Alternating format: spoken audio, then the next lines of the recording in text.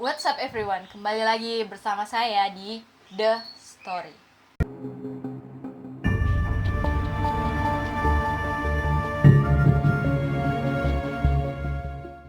Kali ini aku bakal ngebahas tentang Mona Fandey, yaitu seorang artis yang beralih arah menjadi seorang bumo atau dukun.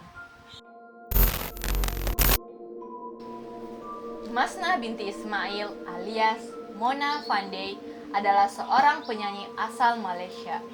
Pada tahun 1987, Mona Fandey berhasil menjadi penyanyi bahkan mengeluarkan sebuah album perdananya yang berjudul Diana 1. Album tersebut sukses di pasaran dan membuat nama Mona Fandey dikenal di pasaran publik Malaysia lewat single yang berjudul Kunyanyikan Lagu Ini.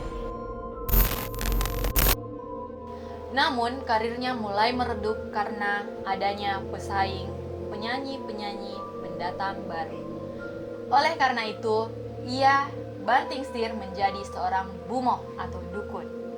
Tak main-main, Mona bahkan membuka praktik pengobatan alternatif dan supranatural usai menjadi dukun.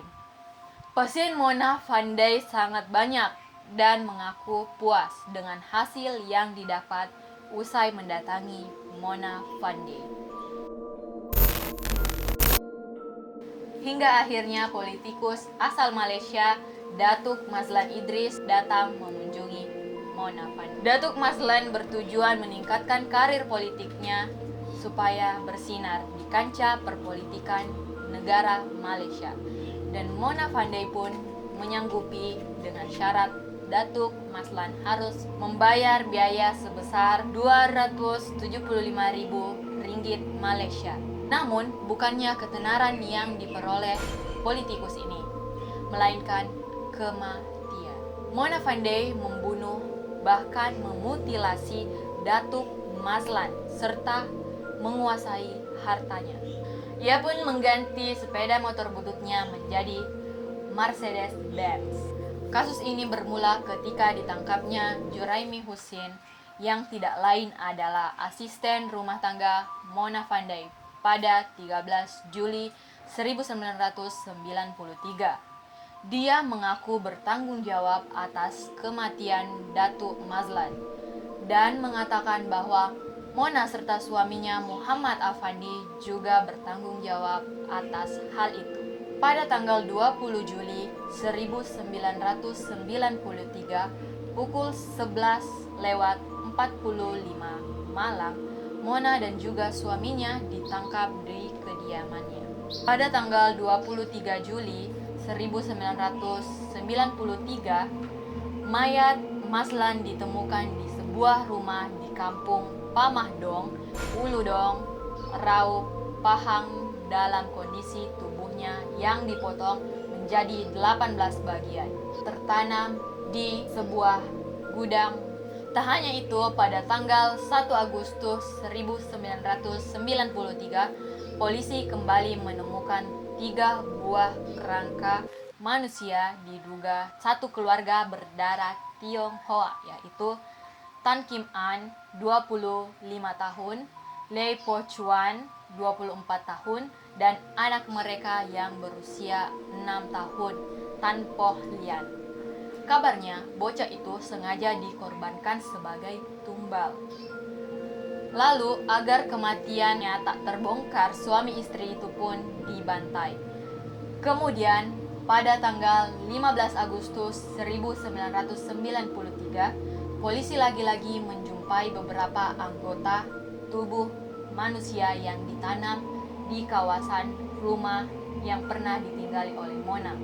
Beberapa anggota tersebut diklaim sebagai pengusaha Mimi Laundrette yang bernama Rosli Malik yang dihabisi Mona setelah korban selalu menagih uang Rp300.000 Malaysia yang dijanjikan akan dilipat gandakan, serta seorang wanita bernama Fatimah Muhammad berusia 32 tahun.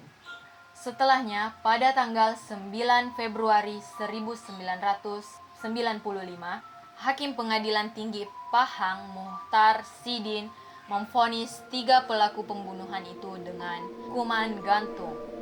Mona, suaminya, dan juga Juraimi mengajukan permohonan penangguhan di Mahkamah Tinggi Temerloh dan Mahkamah Rayuan Atas, namun mendapat tolakan.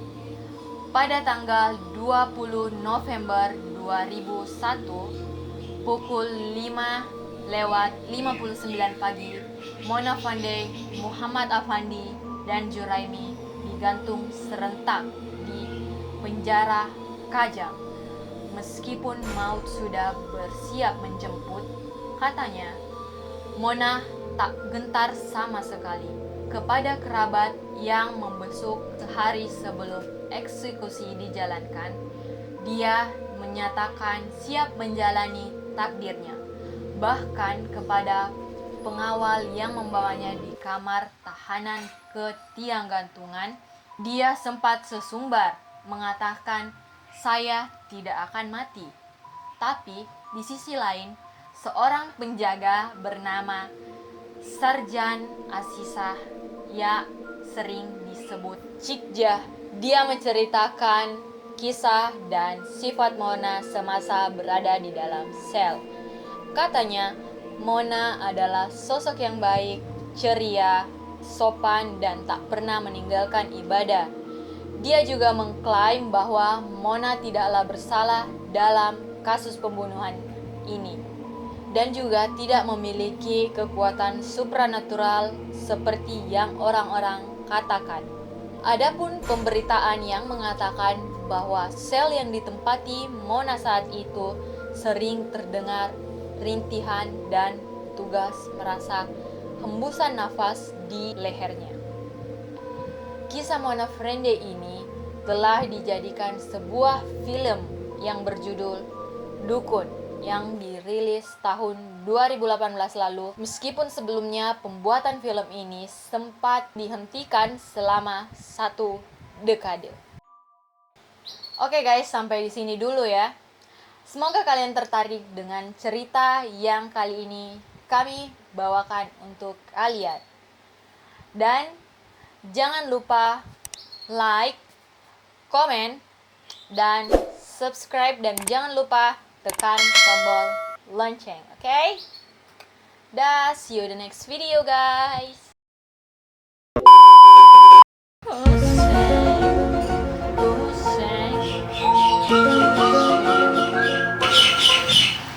Nggak tapi anjir.